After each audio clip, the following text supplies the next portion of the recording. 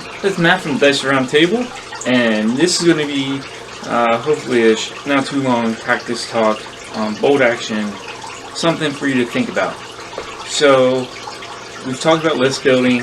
I've done some videos on like rules, and I want to talk about high explosives again. And you want to build that list, and you want to have thoughts about, well, and I'll preface this with, I know there's historic builds. I'm talking about if you want a well-rounded build, because some people build specifically for historical level, and this is more for if you want a well-rounded list. That's not specifically historically based. We've talked about the 4 squads and what you do with those 4 squads. Now, HE, high explosives, in the game have 2 good elements. One, it's good for veterancy and going for giving that extra penetration to take out vet squads.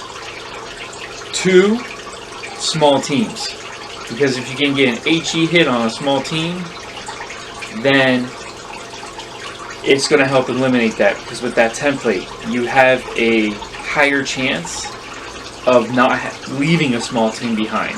If you're shooting a squad of 3 guys, you might just get 1. HE with that armor penetration, lowering the save, has that increased chance of taking out enough guys to force a last one standing roll, or just eliminating it. For example, a mortar shot on another mortar template has a chance to cover the entire mortar team and rolling to eliminate them. 3 is squad stuck in a building. In a building, you have 2 choices. 1, take out the building, but you're going to have something with enough armor penetration to destroy the building. 2, a squad hunkered down in a building, fire HE at it. They're down, doesn't matter, hard doesn't matter, you're shooting the building with high explosives, and fragments are going everywhere. So you have a higher chance of hitting them. For example, recently I played a game with light autocannons on a armored car shooting a building with a vet squad inside of it. Shot the building, the squad was down, hardened, but I drove right up to the building, point blank, rolled the dice, both hit, rolled for hits. And we took out a couple guys in the squad and put pins on them. But it makes the other player think, like, do I want to stay in that building now? Because it's only a matter of time before it could end up being really ugly, and some nations don't have good anti-tank in a squad.